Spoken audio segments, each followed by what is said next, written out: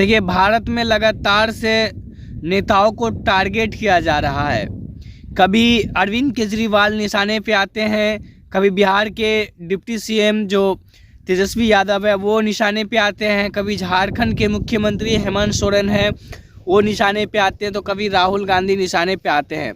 इन सभी के बीच जो सियासी माहौल गर्म है उसके ऊपर में आज हम आपको कुछ जानकारी देना चाहते हैं। आपको पता होगा कि परसों तेजस्वी यादव को ईडी ने पूछताछ के लिए बुलाया था। 8 घंटे तक पूछताछ चली। उसके बाद हेमंत सोरेन का नंबर आता है और हेमंत सोरेन को पूछताछ के लिए बुलाया जाता है और उसे गिरफ्तार किया जाता है। तेजस्वी यादव से पूर्व उसके पिताजी जो बिहार के पूर्व मुख्यमंत्री लालू प्रसाद यादव को ईडी द्वारा पूछताछ के लिए बुलाया जाता है। 8 घंटे तक उससे भी पूछताछ की जाती है। लगातार से 50 सवाल किए जाते हैं। उसके बाद जो है इसे छोड़ दिया जाता है। फिर तेजस्वी यादव को बुलाया जाता है, लगातार से उससे भी पूछताछ की जाती है। उसके बाद उसे छोड़ दिया जाता है। मैं पूछना चाहता हूँ बिहार से और भारत सरकार से कि लगातार से नेताओं को टारगेट करना कहाँ तक सच है? क्या चुनाव के टाइम में ही सभी नेताओं को टारगेट करना और एक एक को गिरफ्तार करना और लोगों को परेशान करना, ये कहाँ तक सच है? और अगर सच है तो अगर निर्दोष लालू प्रसाद होंगे तो उसके बच्चे कैसे हम जो नौकरी घोटाला हुआ था और जो ईडी द्वारा बताया जाता है, जो उस पे आरोप लगाए जाते हैं लालू प्रसाद यादव पे और राबड़ी देवी पे, तो उस टाइम तेजस्वी यादव का उम्र क्या रहा होगा और उनके भाई बहनों का उम्र क्या रहा होगा जिस टाइम इस पे आरोप लगाया जाता है। ज़मीन मामले में, नौकरी घोटाले में जो इसके ऊपर आरोप लगाए जाते हैं, तो ये सारे बातें बुनियाद है। क्योंकि दोषी अगर हो सकते हैं तो लालू प्रसाद यादव हो सकते हैं, राबड़ी देवी दोषी हो सकते हैं, न कि उनके परिवार के बच्चे दोषी हो सकते हैं। उस टाइम उन सभी का उम्र कितना होगा? और उसके बाद लगातार से भारत में बड़े बड़े नेताओं को टारगेट किया जाता है, गठबंधन के नेताओं को टारगेट किया जाता है। टारगेट किस तरीके से किया जाता है? कभी अरविंद केजरीवाल को टारगेट किया जाता है तो उसको समन के लिए बुलाया जाता है। फिर अरविंद केजरीवाल को भी समन भेज दिया गया फिर उपस्थित होने के लिए। ये कहाँ तक सच है? और ये बात रही दिल्ली की। बिहार की बात रही लालू प्रसाद और तेजस्वी यादव की। कोलकाता की ममता बनर्जी का भी देख लीजिए, उसे भी नहीं छोड़ा गया, वो भी टारगेट पे रहा। कुछ दिन पहले जो है, कुछ मंथ पहले जो है, बीते वर्ष में राहुल गांधी के ऊपर में भी आरोप लगे थे और जो है उसके ऊपर जो है जो उसकी राजनीति पहल थी उसे ख़त्म कर दिया गया है, बाद में उसे बहाल कर दिया गया। और उसके बाद जो है कल रात में झारखंड के मुख्यमंत्री हेमंत सोरेन को गिरफ्तार किया जाता है। उसके भवन पर लगातार से छापेमारी किए जाते हैं और कई करोड़ की संपत्ति जब्त करने, लाख या करोड़ की संपत्ति जब्त करने की बातें सामने आते हैं और उस पर आरोप लगाए जाते हैं। लेकिन मैं पूछना चाहता हूँ, ईडी जो सक्रिय होते हैं तो चुनावी टाइम में आकर के ही क्यों सक्रिय होते हैं? गिरफ्तार करना है तो चुनाव से पहले गिरफ्तार कर लेते हैं। चुनाव का टाइम नज़दीक है। 16-17 फरवरी के आसपास में, 20 फरवरी के आसपास में आचार संहिता लागू होने वाली है। उससे पहले बड़े बड़े नेता को टारगेट किया जाता है, गठबंधन के नेताओं को टारगेट किया जाता है। लगातार से हमने देखे हैं कई बड़े नेता को टारगेट किया जाता है, उसको ईडी पूछताछ के लिए बुलाया जाता है।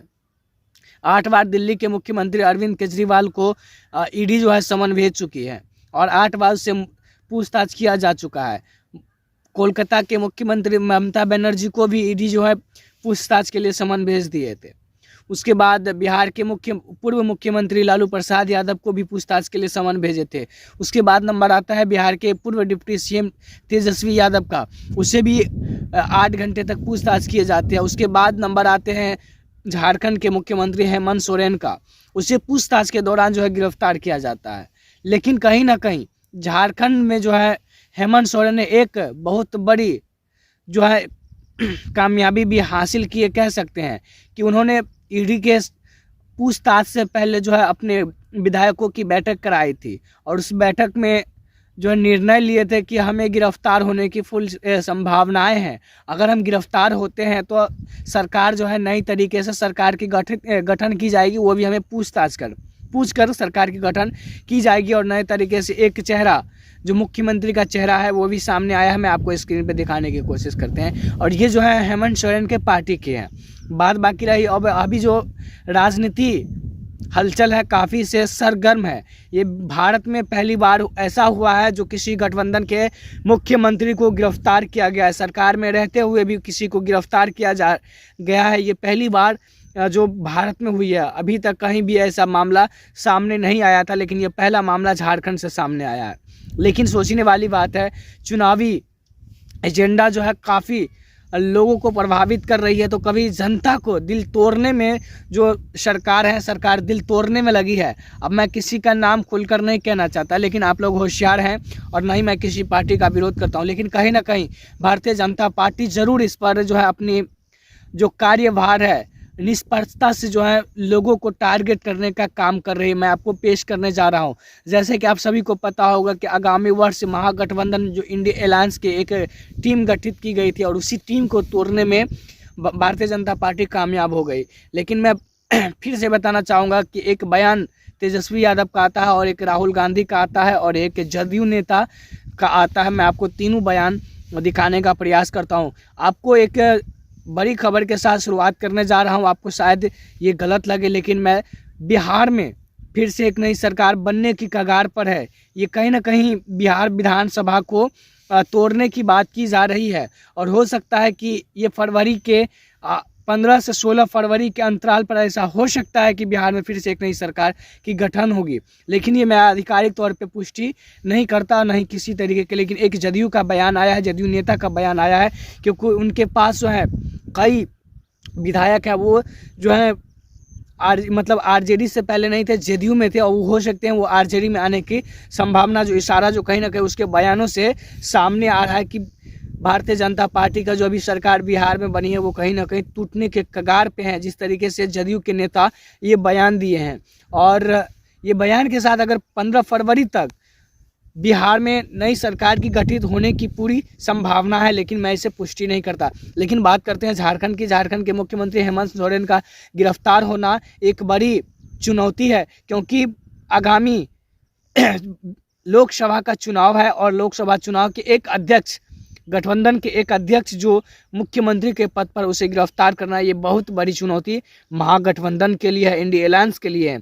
बने रहे अगला अपडेट के लिए। मैं आपको अगला अपडेट बहुत जल्द दिखाता हूं। तब तक ये वीडियो को देखिए जहां पर हेमंत सोरेन को गिरफ्तार किया गया है। जय हिंद, जय भारत।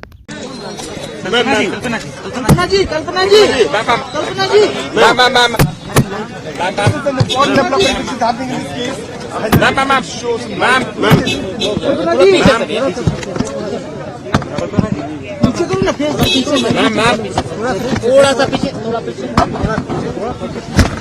रहिए। कल्पना जी, क्या स्थिति है? गाड़ी जाएगा ना? आनंद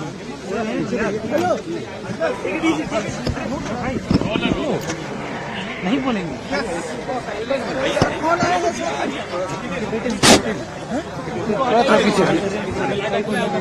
आगे गाड़ी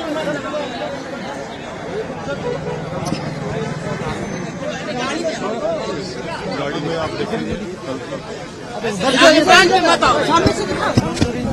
कैमरा और कल्पना भाई इधर तब तक उसका बेटा दिनेश भैया हाँ उनका बेटा भी है। ठीक है ले लीजिए बस आ गई। करो ना, अरे यार हटो ना आप लोग।